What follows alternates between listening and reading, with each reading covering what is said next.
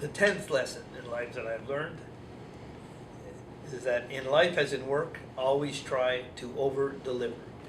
In the early days of the career of Celine Dion, I went out to Las Vegas with her and her husband, Rennie and Jalil, and several friends when she first started to appear in Las Vegas at Caesar's Palace. I watched her do 2 shows, meet and greet 300 people between them. And after that, those shows, and after that was all over, I saw her playing blackjack at the $25 tables at 5 a.m. in the morning, so she could finally spend some time with her friends who would come to see her. I was in awe of her energy and her ability to do all of that and still be standing there. I realized that at that time and at that point that whatever was needed and required for her to become a huge success story, she had it in her because she always over-delivered. She worked harder than anyone I knew in the entertainment industry, greeted more people at any one time than I'd ever seen in my life. She made everybody feel that they were her best friend, and she made a huge deal of anyone who gave any money to her favorite charity, muscular dystrophy. My 10th lesson in life is to advise young people when you can, to over-deliver, to make the best impression possible. It will serve you well in the long run. Number 11, need to prepare well for any negotiation in or business meeting dealing with decision makers. You do not get 2 kicks normally at the can in life.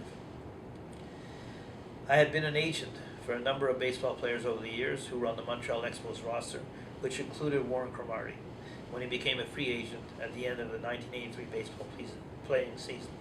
I received interest from the Tokyo Giants baseball club, which at the time was the most popular sports team in the world, claiming to have over 90 million fans. I then became involved in negotiating a long-term deal for Warren Cromartie with the Tokyo Giants over a period of a few months. When to close the deal, I was invited to Tokyo to meet with the management team and the owner, Toru Shiriki. And I was told that he was the owner of the Tokyo Giants, that his family owned Nippon Airways, a number of television stations, and most importantly, the largest newspaper in circulation in the world called the Yomiuri News. I was also told that the owner of the Tokyo Giants likes to bring gifts when commencing any negotiation. And I found out his measurements and brought him a Canadian fur coat and a piece of Eskimo sculpture from Canada. He was very appreciative of the fact that it was just not him bearing gifts, and we became good friends, not just business associates, in a very short time. Most importantly is that the player was very well treated. The 11th lesson to learn is to do your homework and try to learn as much as you can about the person with whom you are attempting to strike a deal. 12th and last lesson, which I like to allude to, is what I call the Margaret Trudeau syndrome. Trying to explain what my life was all about as a lawyer over the past 45 years, perhaps the best short summary appears from certain lines in a book written by Margaret Trudeau entitled Consequences.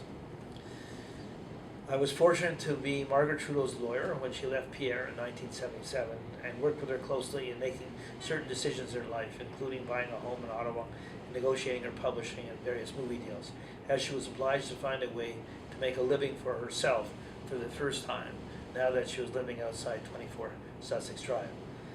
If any of you have read her book Consequences, it kind of explains what I have done for a living for the last 48 years. Margaret states in her book on page 154, "One day early in the new year, my phone in Ottawa rang. I answered it with reluctance, considering another intrusion into my mindless reveries. It was Cookie Lazarus, my lawyer, telling me that a Japanese nightclub owner wanted me to come to Tokyo and open a new club for him. That was my role in life, to talk to me about money, whether it be Margaret or whomever." Then on page 156 of her book, she states, "I left for Japan on March 4th, 1980, my 9th wedding anniversary. Before signing the deal, I asked Cookie to make certain that the offer was above board. He came back from his inquiries enthusiastic." That is, in a nutshell, my central role in life as a lawyer, is to make sure the deal is above board.